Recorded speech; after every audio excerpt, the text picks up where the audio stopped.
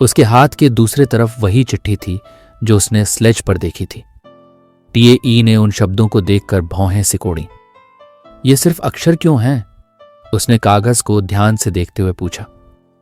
ये एक कोड है, जंगकुक ने जवाब दिया, अपने घुटने के दर्द से थोड़ा संभलते हुए। कैसा कोड? इसे सीजर बॉक्स कहते हैं, रोमन साम्राज्य में इस्तेमाल होता था। इधर आओ, मैं समझाता हूं। जंगकुक कुर्सी पर बैठा एक कागज और फाउंटेन पेन निकाला।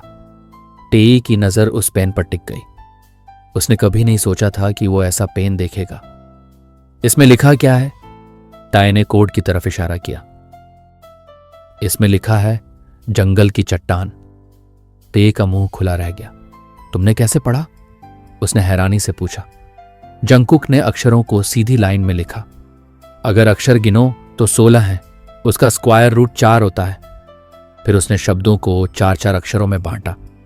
इसे कॉलम में पढ़ना होता है। टाई जो उसने सीखा उससे दंग रह गया। सच में जंगकुक कितना जीनियस है। हैरान मत हो, जंगकुक ने धीमे से कहा। यह मुझे किसी ने भेजा है और अब तक मुझे नहीं पता कि कोई तुम्हारे साथ ऐसा क्यों करेगा। मुझे डर लग रहा है। कोई मुझे मारना चाहता है और मुझे यह भी नहीं पता कौन और क्यों। असल मालिक ने उस वक्त क्या किया था? कोई उसे मारने की कोशिश क्यों कर रहा है?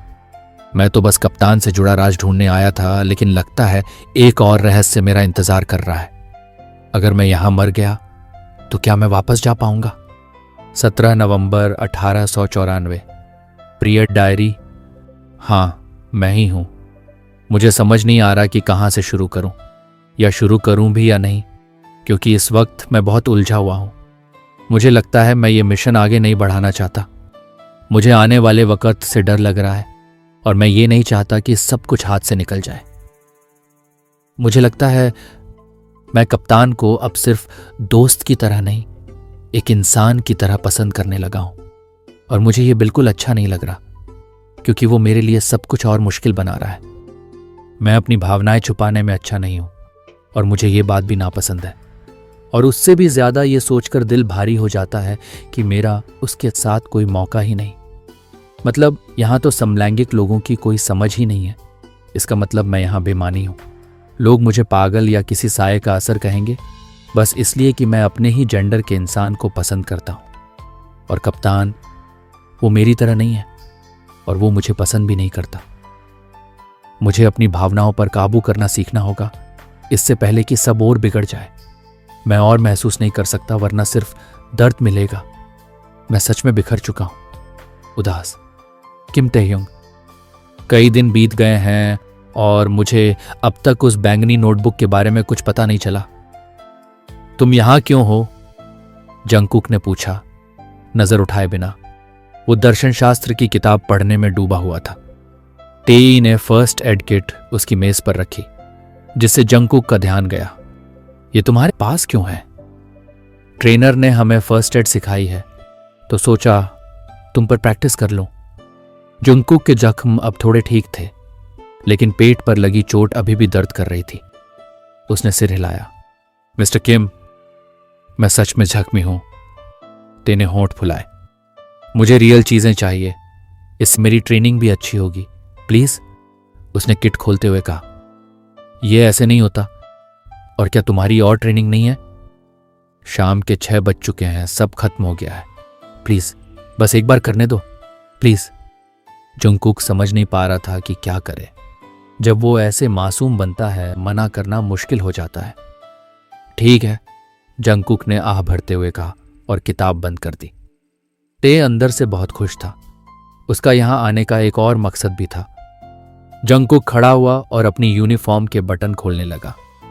टाई ने नजरें झुका ली, चेहरा छुपाने की कोशिश करते हुए। तुम्हें कुछ और करने की जरूरत नहीं, बस पट्टी बदल दो, जंगकुक ने कहा, शर्ट कुर्सी पर रखते हुए। टाई खामोशी से पट्टी ढूंढने लगा। उसका दिल जोर जोर से धड़क रहा था। पट्टी मिलते ही वो काटने लगा। तभी जंगकुक बोला, क्या तुम्हें पहले मेरी कमर नापनी नहीं चाहिए? ते चौंक गया। वो पलटा और जंगकुक को बिना शर्ट के देखकर उसकी सांस अटक गई। हे भगवान!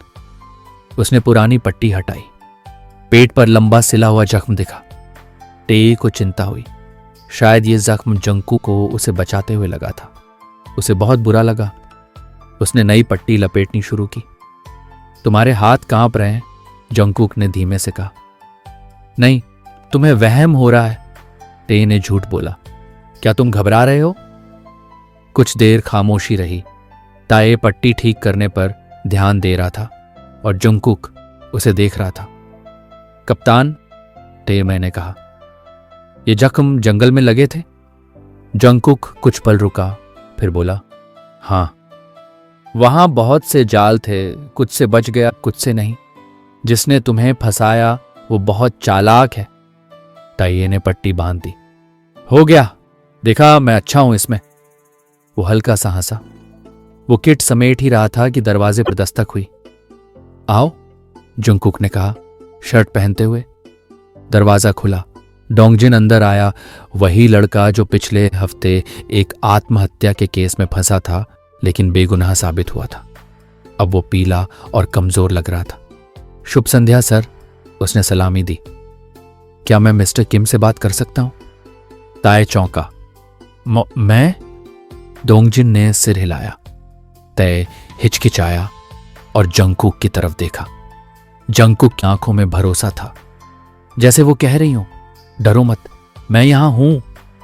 टे ने सिर हिलाया और डोंगजिन के साथ बाहर चला गया। तुम मुझसे क्या बात करना चाहते हो? उसने पूछा।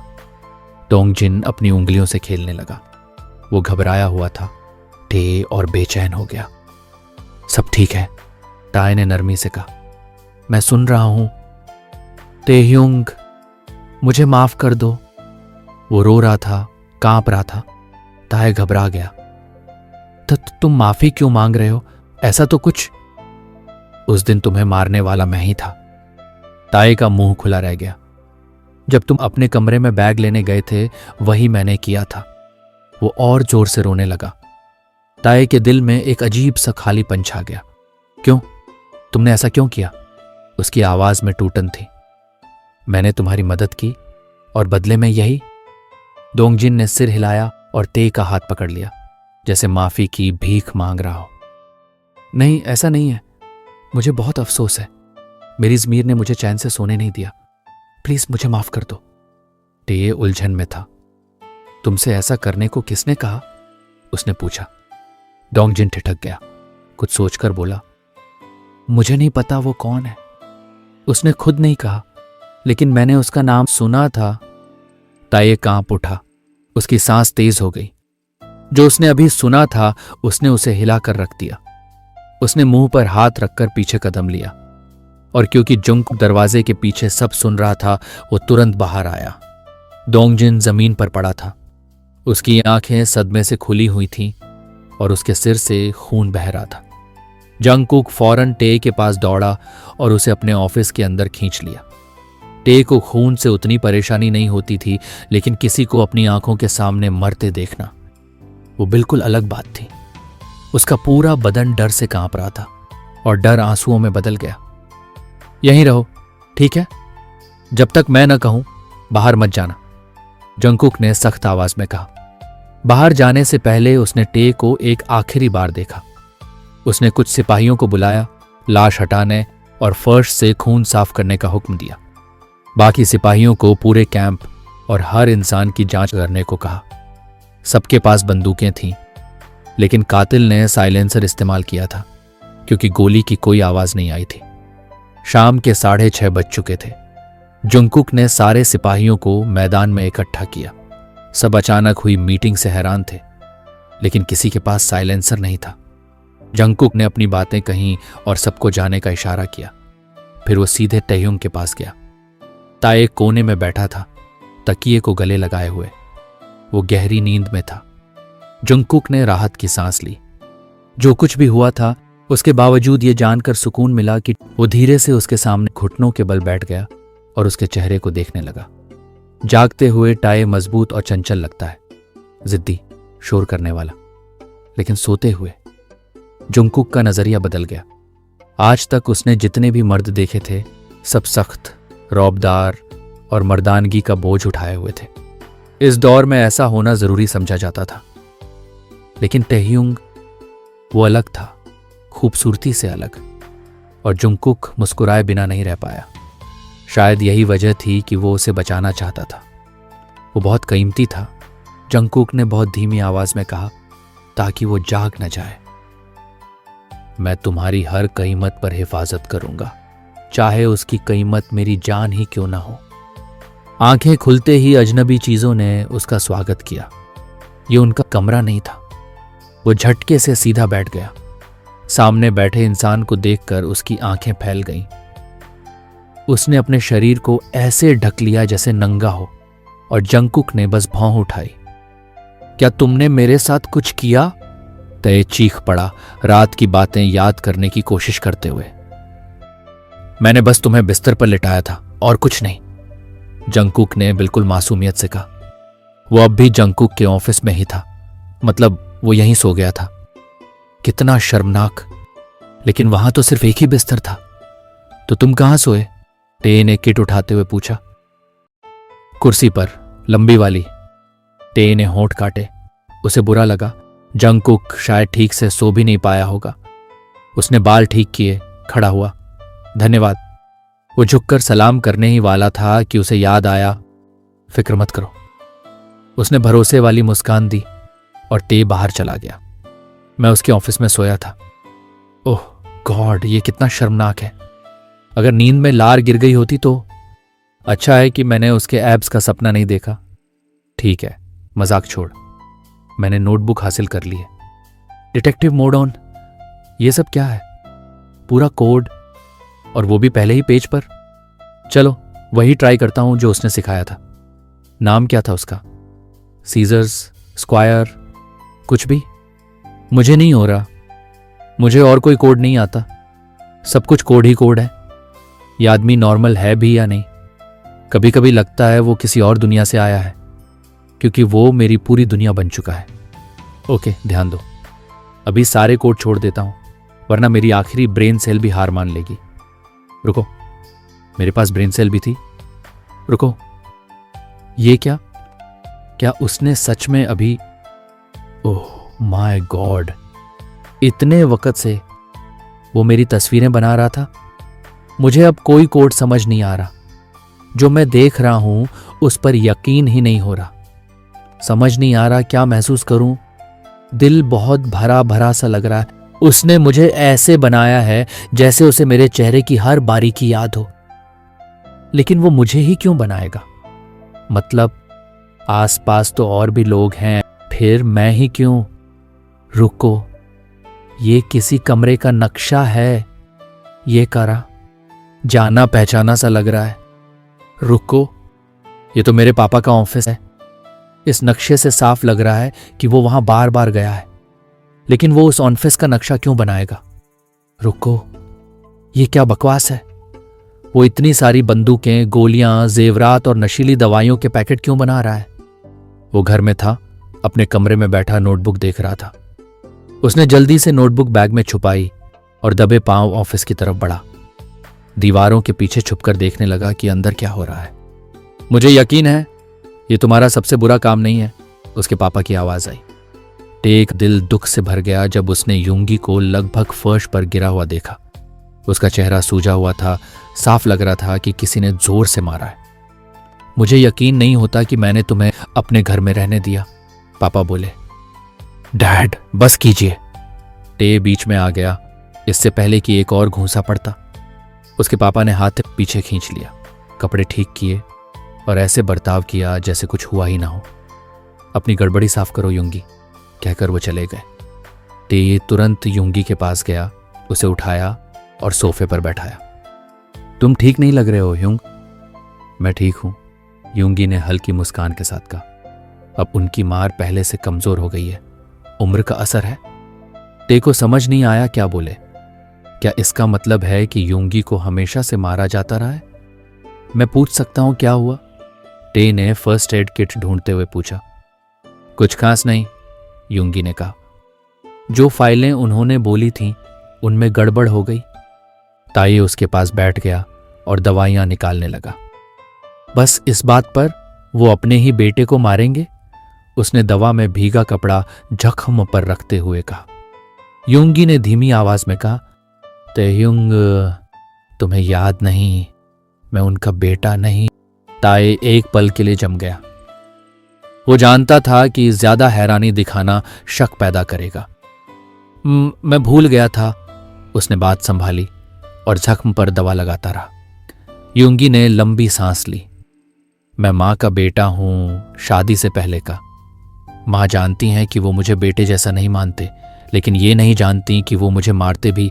ताए को गुस्सा आ गया। क्या तुमने मां को कभी नहीं बताया?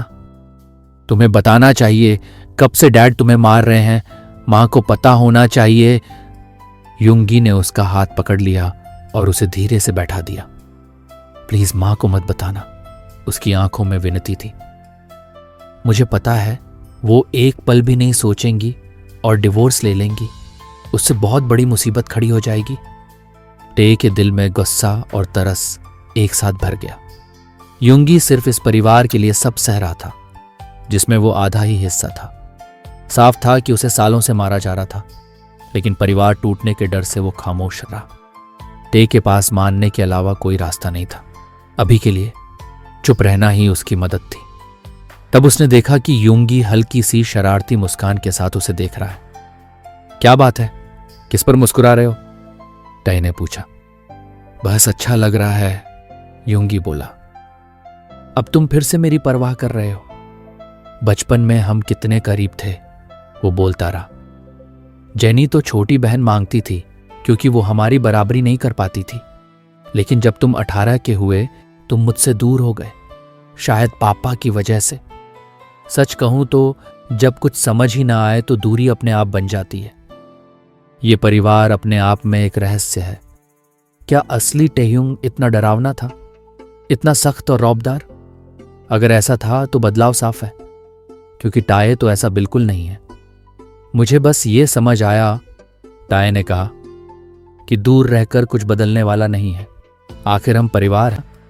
उसने माहौल हल्का करने के लिए अपनी चौकोर मुस्कान दी और वो कामयाब रहा। युंगी के चेहरे पर भी मुस्कान आ गई। तुम क्या बातें कर रहे हो? पीछे से आई आवाज पर दोनों चौंक गए। जेनी खड़ी थी, हाथ सीने पर बांधे हुए और शक भरी नजरों से देख रही थी। टे ने चिढ़ाया। जेनी ने घूरा। तुम दोनों, अगर मैं लड़का बनी ना तो पहले तुम दोनों को पीटूंगी, कहकर वो चली गई। वो चिल्लाया जब ताए ने जरा जोर से दबा दिया। ओप्स, सॉरी, टे ने कहा और ध्यान से करने लगा। इतनी बातों के बीच टी के मन में अपने पापा को लेकर शक और गहरा हो गया। पापा के साथ कुछ तो गड़बड़ है और मुझे ये बिल्कुल अच्छा नहीं लग रहा। ओह माय गॉड, कल छुट्टी है और वो भी मेरी सबसे पसंदीदा। आज की छुट्टी के लिए मैं कितना एक्साइटेड था, लेकिन ट्रेनिंग की वजह से भूल ही गया। बस आराम करना है। सच में, आखिरकार आज छुट्टी है और हमें कैंप से बाहर जाने की इजाजत है। मुझे अम्यूजमेंट पार्क्स बहुत याद आ रहे हैं, लेकिन अकेले जाने का मन नहीं है। Oh my God. हाँ, मैं कप्तान से पूछूंगा। क्या बात है? जंगकुक ने पूछा, नजर उठाए बिना। वो टाइपराइटर पर कुछ टाइप करने में लगा हुआ था, तभी टेह्युंग उसके ऑफिस में आया। अरे आज तो छुट्टी है, टी ने कहा और चुपचाप बैंगनी नोटबुक शेल्फ में रख दी। अच्छा हुआ उसकी नजर नहीं पड़ी। फुर्सत सिर्फ वक्त बर्बाद करती है, जंगकुक बोला। मैंने सैनिक बनने का फैसला देश की हिफाजत के लिए किया है, घूमने फिरने के लिए नहीं। टे ने आंखें घुमा ली। देश से उसका लगाव काबिले तारीफ था, लेकिन क्या वो थोड़ी देर आराम नहीं कर सकता? मुझे पता है, टे ने नरमी से कहा, लेकिन थोड़ी देर आराम कर लो ना, थोड़ा मजा। जंगकुक ने जवाब नहीं दिया। उसकी भौहें सिकुड़ी हुई थीं, पूरा ध्यान काम पर था। टाए पास गया और देखने लगा कि वो क्या टाइप कर रहा है। वो हैरान रह गया। बिना किसी गलती के लगातार टाइप कर रहा था। टाइपराइटर किसी कंप्यूटर जैसा ही होता है, फर्क बस इतना कि एक बार गलती हो जाए तो सब कुछ दोबारा शुरू करना पड़ता है। मेहनत बढ़ाता है और आंखों के लिए भी बेहतर है। सीधे बताओ, यहां क्यों आए हो? जंगकुक ने कहा। मैं चाहता हूं तुम मेरे साथ सेंट्रल चलो, टे ने उत्साह दिखाने की कोशिश की। मुझे यकीन है वहां त्योहार का माहौल होगा। माफ करना, मैं नहीं जा सकता, जंगकुक ने कहा। तुम अकेले या अपने दोस्तों के साथ चले जाओ, मुझे यह खत्म करना जरूरी है। ताये ने होंठ फुला लिए और उसे घूरा। यह काम कल भी हो सकता है, आज छुट्टी है, सब समझ जाएंगे। प्लीज प्लीज मेरे साथ चलो। वो पूरी कोशिश कर रहा था जितना हो सके उतना मासूम बनने की, लेकिन शायद ये भी काफी नहीं था। मिस्टर किम, माफ कीजिएगा, लेकिन नहीं, जंगकुक बोला। क्या मैं किसी स्टाफ को आपके साथ भेज दूं? टे ने हार मान ली। नहीं शुक्रिया, भारी दिल से कहकर वो बाहर निकल गया। उसी वक्त बोगुम, नमजून और उनकी टीम वहां से गुजरी। अरे ताए, इतना उदास चेहरा क्यों? नमजून ने पूछा। टे ने तुरंत मुस्कान ओढ़ ली। कुछ नहीं, तुम लोग कहां जा रहे हो? सेंट्रल, नमजून बोला, जश्न में शामिल होने। हमारे साथ चलेगा? ताए ने सिर हिलाया। वो मेरे साथ जा रहा है। जंगकुक अचानक अपने ऑफिस से बाहर आया। टे पूरी तरह उलझ गया। कप्तान, आप भी हमारे साथ चल सकते हैं, बोगम ने कहा। जंगकुक ने सिर हिलाया। नहीं, बस हम दोनों। ताये ने भौं उठाई। लेकिन तुमने तो कहा था। चलें मिस्टर किम, जंगकुक ने बात काट दी। बोगम कुछ कहता उससे पहले होस्योक बोल पड़ा। कोई बात नहीं बोगम, हम ताये से बाद में मिल लेंगे, ध्यान रखना टे। वो बोगम को खींचकर ले गया। टे ने जंगकुक की तरफ सवालिया नजरों से देखा। तुमने कहा था तुम बिजी हो? जंगकुक ने सिर हिलाया। मैंने कहा था? मुझे याद नहीं। कभी कभी सच में समझ नहीं आता उसके दिमाग में चलता। ताये बहुत ज्यादा खुश था। सेंट्रल का त्योहार वाला माहौल उसकी खुशी और बढ़ा रहा था। कई साल हो गए थे किसी आर्केड में गए हुए। इस दौर में भी उसे वही एहसास चाहिए था। मिस्टर किम, जंगकुक बोला, हम ऐसे बाहर नहीं घूम सकते। ताये बीच रास्ते में रुक गया। चारों तरफ शोर, संगीत और छुट्टी का माहौल था। हैं? उसने पूछा। जंगकुक ने उसके कपड़ों की तरफ इशारा किया। तुम ट्रेनिंग में हो तो ये यूनिफॉर्म ठीक है, लेकिन मैं कप्तान हूं। ये यूनिफॉर्म पहनकर ऐसे घूमना मेरी ओहदे की बेइज्जती होगी। टे ने सोचा, फिर मुस्कुराया। मैं तुम्हारे लिए कपड़े खरीद। तब कहीं से शोर उठा। दोनों तुरंत घरों की दीवारों के बीच पहुंचे। वहीं से आवाज आ रही थी। माफ कीजिए, जंगकुक ने कहा और भीड़ के बीच घुस गया। अंदर पहुंचते ही उन्होंने देखा एक औरत दर्द से करा रही थी। वो गर्भवती थी और बच्चा आने वाला था। दाई कहां है? किसी ने पूछा। आ रही है, किसी और ने कहा, लेकिन वक्त लगेगा। औरत दर्द से रो रही थी। आसपास की औरतें उसे संभालने की कोशिश कर रही थीं। जंगकुक कुछ पल रुका, फिर बोला, जब तक दाई आती है मैं देख लेता हूं। लोग हैरान रह गए। फुसफुसाहट शुरू हो गई। टेई के लिए यह आम बात थी, लेकिन वो भूल गया था कि यह साल 1894 है। कप्तान, क्या आप ठीक हैं? टे ने पूछा। घबराओ मत, जंगकुक ने कहा। मैंने बेसिक हेल्थ केयर पढ़ी है और बच्चा अब आने ही वाला है। औरत जोर से चिल्लाई। सांस अंदर, सांस बाहर, जंगकुक बोला। अब जोर लगाओ। वो औरत पूरी ताकत से कोशिश करने लगी। दर्द से उसका चेहरा लाल हो गया। बस थोड़ा और, जंगकुक ने कहा। तुम कर सकती हो। वो बच्चे को थामे हुए था, लेकिन बच्चा अभी पूरी तरह बाहर नहीं आया था। चीखें, सिसकियां और फिर एक बच्चे की आवाज। चारों तरफ तालियां और खुशियां फैल गईं। लोगों ने पहली बार किसी मर्द को दाई का काम करते देखा था। उसकी आंखें भर आईं, सिर्फ जंगकुक की वजह से नहीं, बल्कि उस नई जिंदगी की वजह से जो दुनिया में आई थी। औरत थकी हुई थी, दर्द में थी, लेकिन जैसे ही जंगकुक ने बच्चा कपड़े में लपेटकर उसे दिया, उसके चेहरे पर मुस्कान आ गई। वो मां के प्यार को पूरी तरह कभी नहीं समझ पाएगा। उसे अपना बचपन याद नहीं, लेकिन उस औरत को अपने बच्चे को गोद में लेकर खुशी से रोते देखना काफी था। मां का प्यार, दाई आ गई। अब उसका काम बस मां और बच्चे की देखभाल करना था। सबने जंगकुक का शुक्रिया अदा किया और कप्तान पहले कभी इतना खुश नहीं हुआ था ये जानकर कि उसने एक जिंदगी बचाई है। तुम कमाल हो, टे रोते हुए बोला। अब मुझे कपड़े बदलने होंगे, जंगकुक ने कहा। मेरे कपड़ों पर खून लग गया है। टे तुरंत कपड़े लेने भागा। उसने कपड़े उसे दिए और बाहर इंतजार करने लगा। और जब जंगकुक बाहर आया, टे को समझ ही नहीं आया कि वो क्या महसूस कर रहा है। सादा सा हनबोक पहने हुए, बिल्कुल वैसे ही जैसे आम लोग पहनते हैं। वो इतना सामान्य लग रहा था, इतना ज्यादा सामान्य कि कहीं ना कहीं ये सब थोड़ा गैर हकीकत सा लगने लगा। कोई इंसान ऐसा कैसे दिख सकता है, वो भी बिना कोशिश किए? चलें? जंगकुक ने पूछा और ताए अपने ख्यालों से बाहर आया। हाँ बिल्कुल, वो इतना अच्छा लग रहा है। ओह माय गॉड, मुझे नहीं पता था कि 1800 के जमाने में लोग ऐसे दिखते होंगे। ताए 4 साल के बच्चे की तरह चिल्लाया। वो लोग इस वक्त आर्केड में थे। जगह काफी बड़ी थी, चारों तरफ लोग ही लोग थे। ताए ने इतनी जोरदार छुट्टी वाली हवा पहले कभी महसूस नहीं की थी। झूला? लेकिन वो तो बच्चों के लिए होता है। ताए ने भौं उठाकर उसे देखा। माफ कीजिए, कहीं उम्र की कोई शर्त लिखी है? आर्केड सिर्फ बच्चों के लिए नहीं होते, तो फिर उन लोगों के लिए भी जो बच्चों जैसा सोचते हैं। ताए ने उसके बाजू पर हल्का सा मारा और जंगकुक हंस पड़ा। सच में हंसा, सिर्फ मुस्कुराया नहीं बल्कि खुलकर हंसा। ताए हैरान रह गया। उसकी आंखें फटी की फटी रह गईं और वो आवाज अब तक उसके कानों में गूंज रही थी। क्या तुम वो फिर से कर सकते हो? उसने पूछा। जंगकुक ने तुरंत अपने चेहरे को संभाल लिया। हमें झूले पर नहीं बैठना था? ताए का चेहरा तुरंत चमक उठा। ताए ने उसका हाथ खींच लिया। झूला काफी बड़ा था, कुछ जगहें खाली थीं, लाइन में लगने की जरूरत नहीं पड़ी। शायद बस प्यार में गिर जाना ही काफी था, जंगकुक ने पूछा जब ताए ने एक घोड़े की तरफ इशारा किया।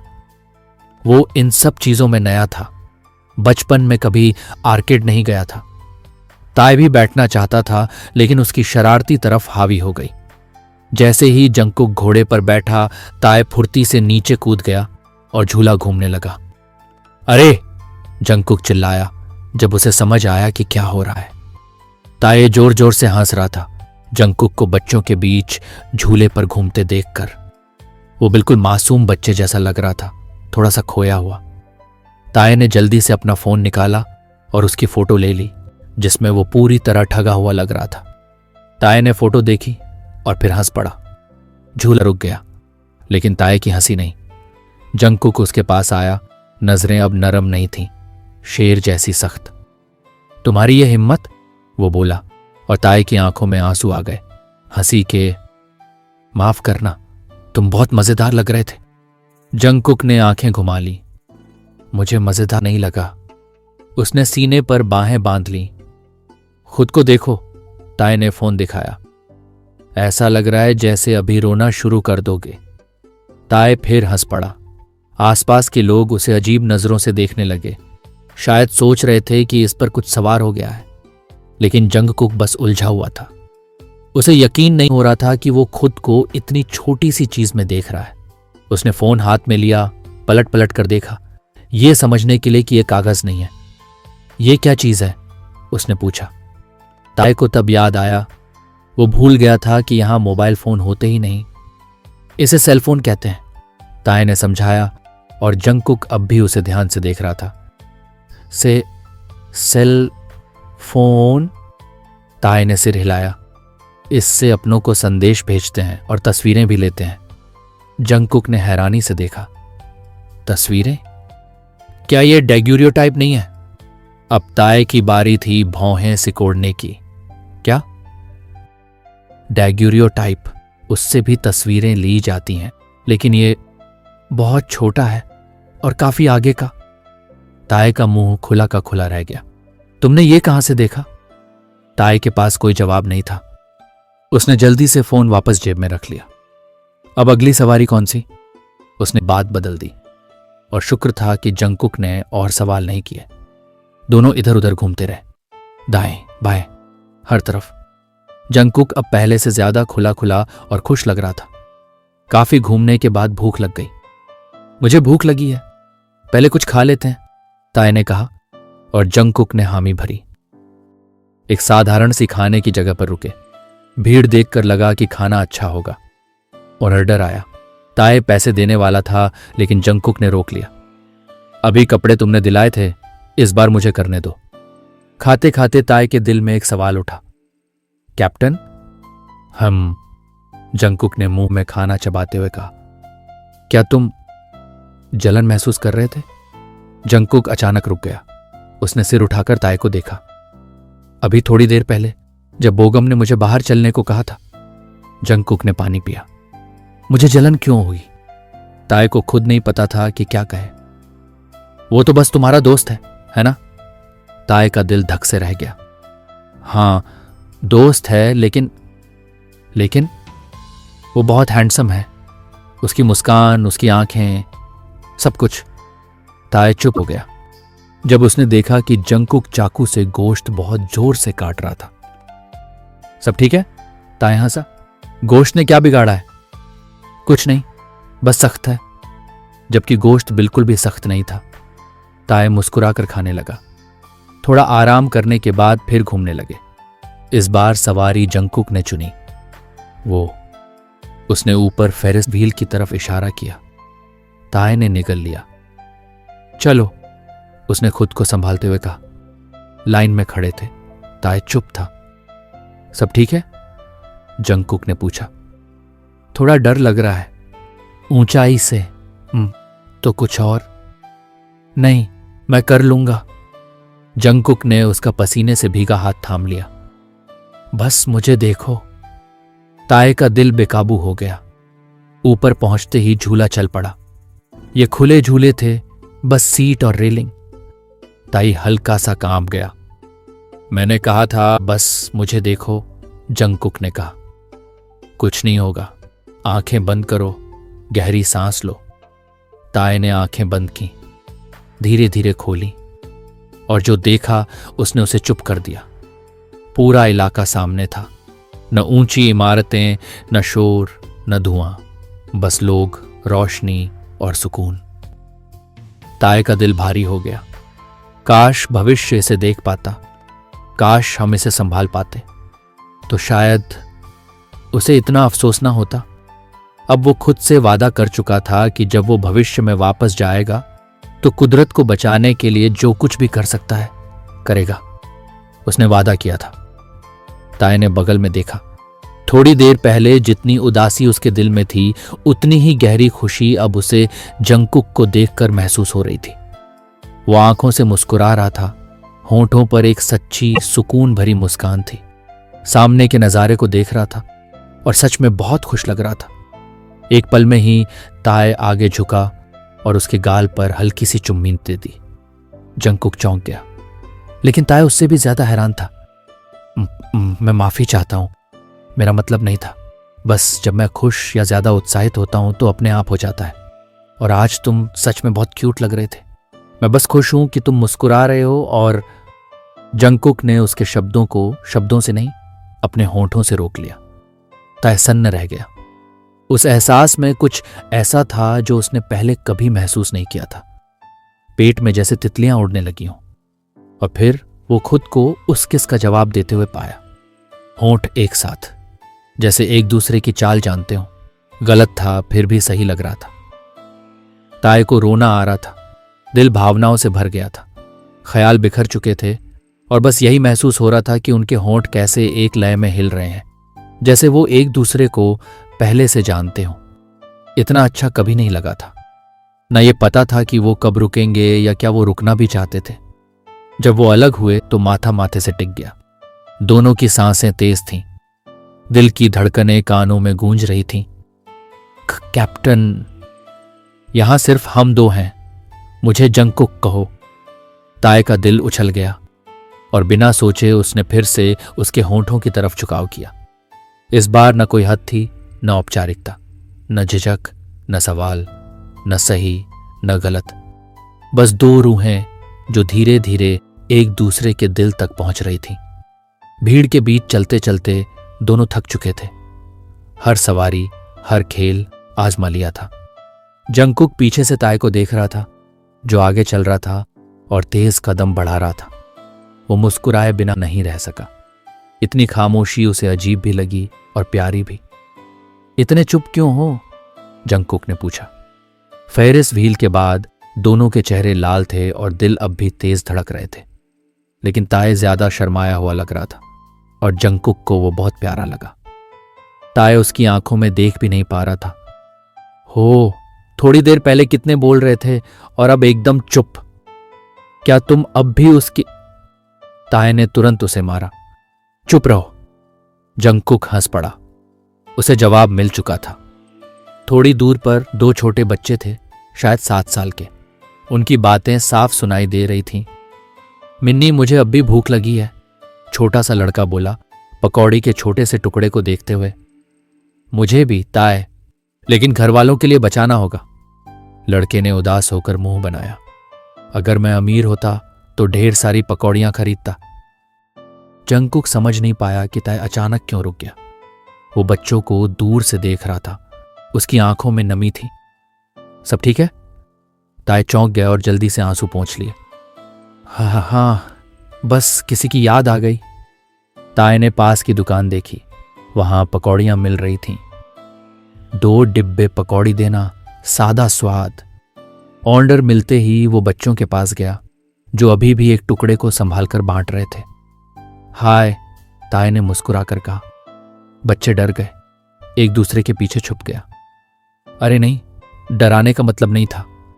ताए उनके बराबर बैठ गया और पकौड़ियों के डिब्बे सामने रख दिए। तुम्हारी बात सुन ली थी तो सोचा थोड़ी मदद कर दूं। बच्चे उसे घबराई नजरों से देख रहे थे। साहब, हमारे पास पैसे नहीं है। थोड़ी देर हिचकिचाए, फिर डिब्बे खोले।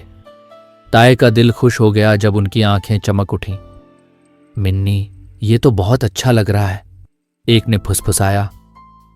इसमें जहर तो नहीं? दूसरे ने पूछा। ताए हैरान रह गया। ताए का दिल थोड़ा दुखा। उसे एहसास हुआ कि बच्चे दुनिया की सख्ती कितनी जल्दी समझ जाते हैं। उसने सोचा और कहा, अगर मैं एक और खा लूं? बच्चों ने सिर हिलाया। ताए ने एक पकौड़ी खाई। बहुत स्वादिष्ट है। देखा, जहर नहीं है। एक बच्चे ने तुरंत खा ली। सच में बहुत अच्छी है।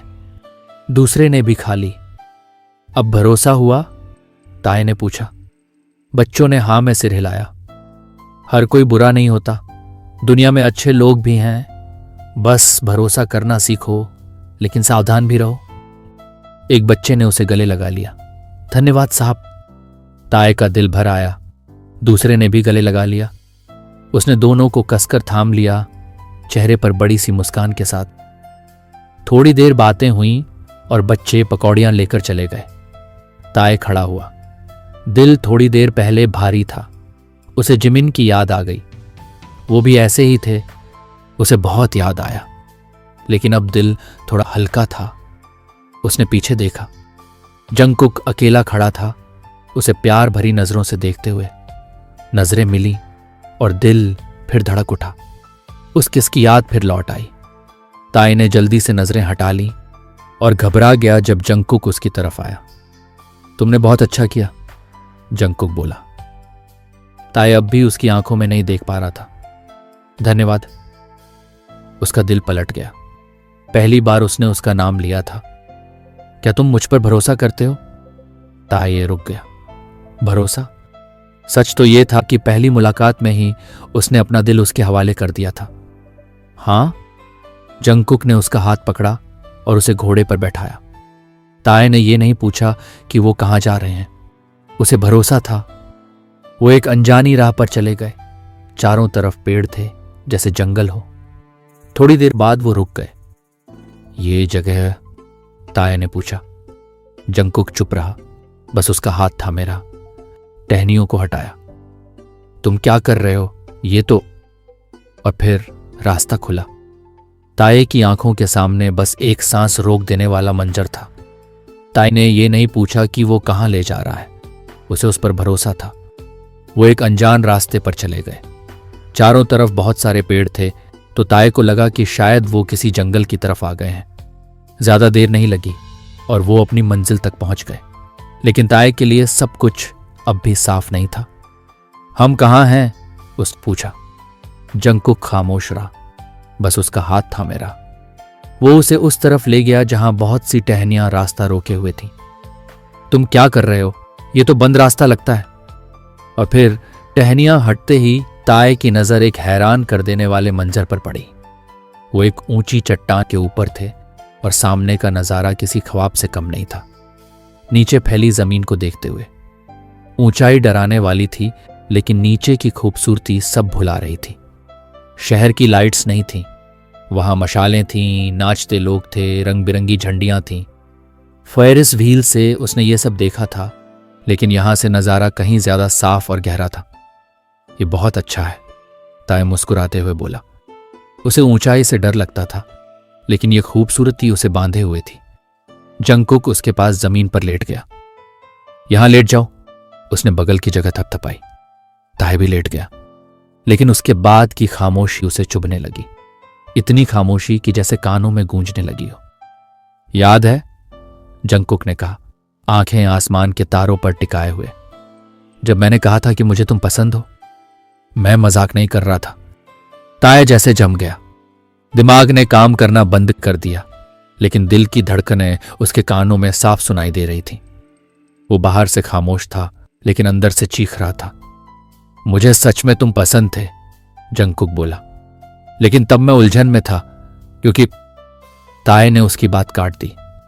क्योंकि एक लड़के को दूसरे लड़के से प्यार नहीं होना चाहिए, यही? ताए को दर्द हुआ, लेकिन वो जानता था कि इस दौर में उसकी पहचान को कोई नहीं समझता। हां, जंगकुक ने धीरे से कहा, यह एहसास मेरे लिए नया था। क्या तुम गे हो? ताए ने पूछा। जंगकुक की भौहें सिकुड़ गईं। ताए हल्का सा हंसा। ये एक पहचान है, मतलब जब किसी को सिर्फ लड़कों से ही पसंद हो, लड़कियों से नहीं। जंगकुक सोच में पड़ गया। और अगर दोनों से पसंद हो तो उसे बायसेक्सुअल कहते हैं। जंगकुक के लिए ये सब नए शब्द थे। तुम कौन से हो? जंगकुक ने पूछा। ताए ने बिना झिझक कहा। ताए हंस पड़ा। क्या हंसी आ रही है? जंगकुक ने पूछा। शायद इसलिए कि जंगकुक ने यह ऐसे कहा जैसे उसे अभी भी पूरा मतलब नहीं पता। देखो, ताए अचानक बोला, शूटिंग स्टार। उसे मीटियोर कहते हैं। जंगकुक हंसा। लेकिन लोग शूटिंग स्टार ही कहते हैं। क्या दुआ मांगी?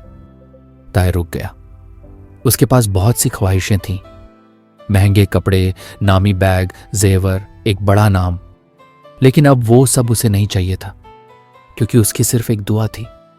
मैं चाहता हूं कि तुम लंबी जिंदगी जियो और मेरे साथ रहो। ताए ने गला साफ किया। गले में फिर से गांठ सी महसूस हो रही थी। वो अभी रोना नहीं चाहता था। तुम? उसने पूछा। जंगकुक भी उसे ही देख रहा था। मैं चाहता हूं कि तुम्हारी दुआ पूरी हो। ताए मुस्कुरा दिया, लेकिन दिल कहीं अंदर से दुख रहा था। काश जंगकुक को पता होता कि भविष्य क्या लेकर आने वाला है। ये सोच ही ताए को बेचैन कर देती थी, इसलिए उसने नजारे की खूबसूरती में खुद को डुबो लिया। जंगकुक के लिए उस वक्त यह सबसे खूबसूरत मंजर था। वो पहले भी यहां आता था, अपने लोगों को अमन में जीते हुए देखने। सबसे बेहतरीन दुनिया वही होती है जहां राजा को लोगों की फिक्र हो और लोगों को राजा की नहीं। लेकिन इस पल ताएह्युंग को मुस्कुराते हुए देखना, उसे अपने साथ सुरक्षित महसूस करना, यही उसके लिए सबसे खूबसूरत नजारा था। और वो इस नजारे को किसी भी चीज से ऊपर चुनता। उसने मुझे घर छोड़ दिया और अब दिल अजीब तरह से खाली लग रहा है। मुझे उसकी बहुत याद आ रही है। क्या मैं ज्यादा सोच रहा हूं? मैं हद हूं। मुझे कुछ जिमिन की भी बहुत याद आ रही है, बहुत ज्यादा। काश मैंने उसकी बात सुनी होती, काश उससे झगड़ा न किया होता, काश हमारी दोस्ती पर शक न किया होता। अब मुझे उसकी बात समझ आ रही है और खुद से नफरत हो रही है कि इतना देर से समझ पाया। उम्मीद है वो ठीक होगा। उम्मीद है वो खुद को दोष नहीं दे रहा होगा। मैं वादा करता हूं, जब वापस आऊंगा सब ठीक कर दूंगा। आज दिल अजीब जज्बातों से भरा है। पहला किस और शायद पहला बॉयफ्रेंड भी। अब मुझे काम करना चाहिए। आज की बातें लिखनी होंगी। 6 दिसंबर 1894। डियर डायरी, मेरा दिल बहुत भरा हुआ है और इसकी वजह जंगकुक है। वो हमेशा वजह रहा है और शायद हमेशा रहेगा। आज जो मैंने महसूस किया वो पहले कभी नहीं किया। तितलियां, झुनझुनी, वो चिंगारियां, सब कुछ बस एक ही दिन में। मैं कभी इतना खुश नहीं रहा और मुझे डर लग रहा है। डर इसलिए क्योंकि मैं जानता हूं कि ये खुशी ज्यादा देर तक नहीं रहने वाली। दिसंबर आ चुका है, जनवरी बस कुछ दिनों दूर है। मुझे आने वाले हालात के लिए खुद को तैयार करना चाहिए, लेकिन मुझे सबसे ज्यादा डर इस बात से है कि मैं उससे बहुत गहराई से प्यार करने लगा हूं। ये मेरे बस से बाहर हो गया है। उससे प्यार करना कभी मेरे इरादों में नहीं था। अब इतिहास की किताबों में क्या बदलेगा, ये सोचकर दिल बैठा जा रहा है।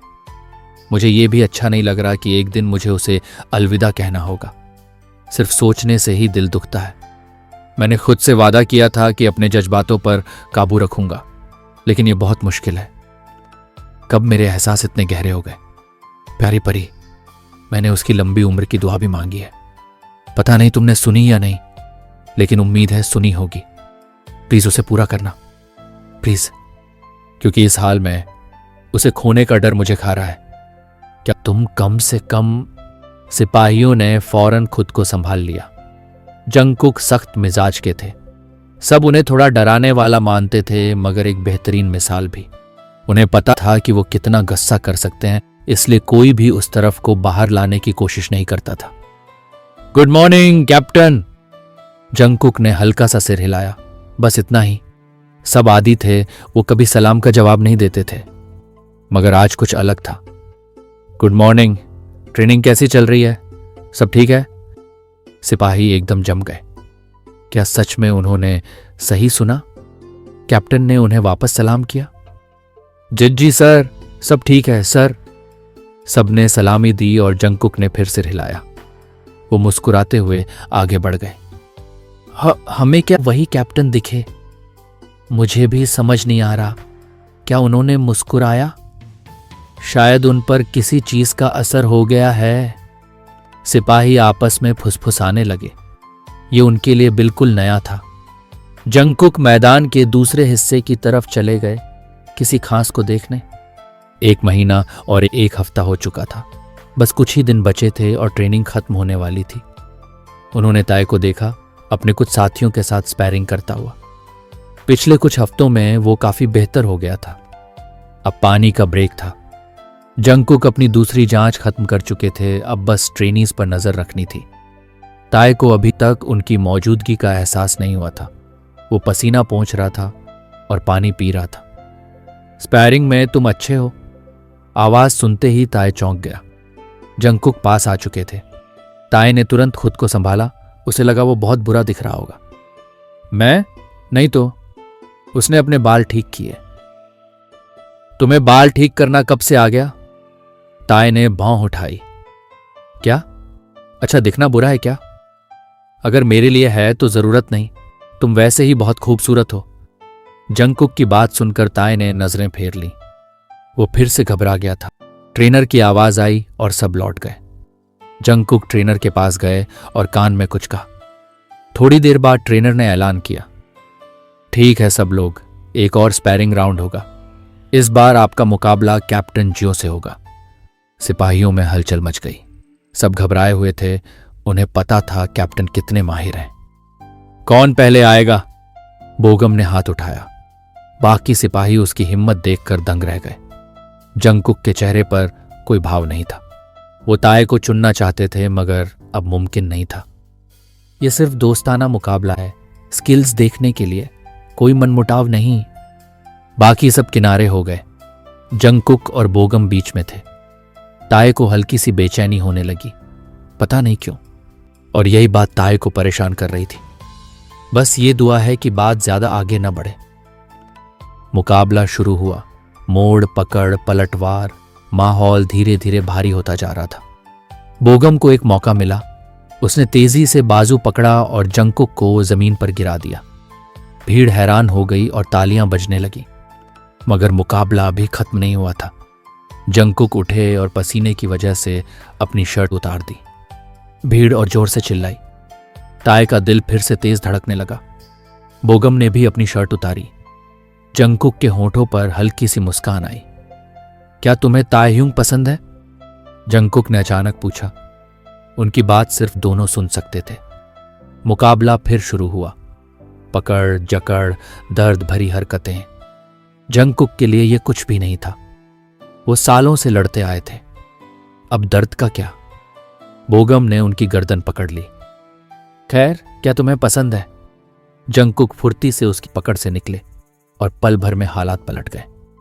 अब वो बोगम का हाथ जकड़े हुए थे। तेजी ने सबको चौंका दिया।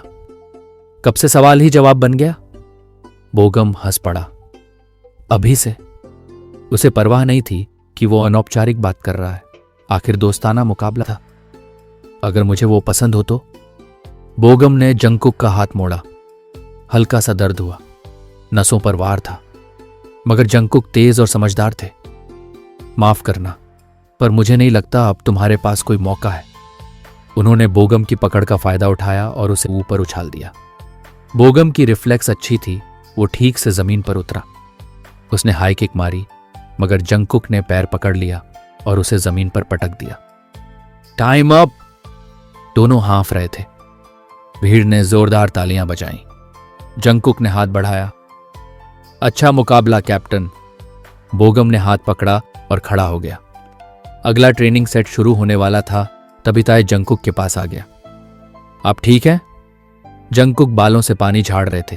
ताए को देखते ही मुस्कुरा दी। हाँ, आदत है। ताए ने सिर हिलाया। आप बहुत हॉट हैं। ताए की आंखें फैल गईं। क्या उसने सच में जोर से कह दिया? जंगकुक हंस पड़े।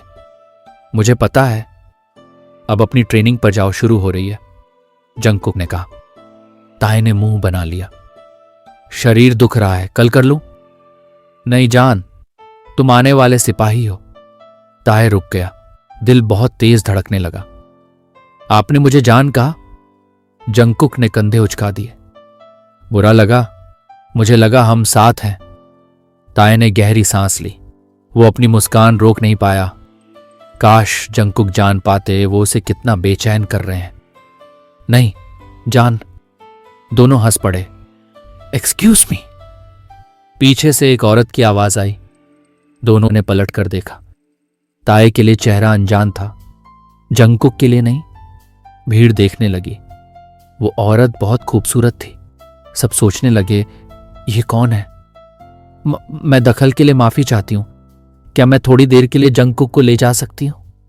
लीसा, ये ताएह्युंग है। ताएह्युंग, ये लीसा है। जंगकुक कहना नहीं चाहते थे, मगर सब सुन रहे थे। मेरी मंगेतर। ताए के चेहरे पर मुस्कान रही, मगर दिल जमीन पर गिर पड़ा टूटने की आवाज के साथ। बहुत ज्यादा दर्द हुआ। आपसे मिलकर अच्छा लगा लीसा। हाथ मिलाते हुए ताए ने खुद से सवाल किया। क्या वो बस एक खिलौना था? अगर बुरा न माने तो क्या मैं उससे थोड़ी देर बात कर सकती हूं? ताए ने मुस्कुराकर सिर हिलाया। जरूर, आखिर आप उनकी मंगेतर हैं। वो पीठ मोड़कर चल दिया। जंगकुक ने उसे पुकारना चाहा, मगर शक हो जाता। उन्हें खुद पर गुस्सा आया, मगर फिलहाल उनके पास कोई रास्ता नहीं था। मुझे तुमसे एक बात करनी है, चलो। सूरज ढल चुका था, मतलब आज की ट्रेनिंग खत्म हो गई थी। लेकिन नामजून की नजरों के सामने ताएह्युंग अभी भी डमी के साथ स्पैरिंग कर रहा था। अब आराम कर लो, नामजून ने कहा, मगर ताए लगातार डमी पर घूंसे बरसाता रहा। वो गुस्से में लग रहा था। तुम ठीक हो ना? नामजून ने पूछा। ताए का चेहरा बहुत सख्त था। मैं ठीक हूं, शुक्रिया। मगर वो जानता था कि वो ठीक नहीं है। उसकी आंखें रोशनी में चमक रही थीं, थोड़ी लाल और सूजी हुई भी थीं।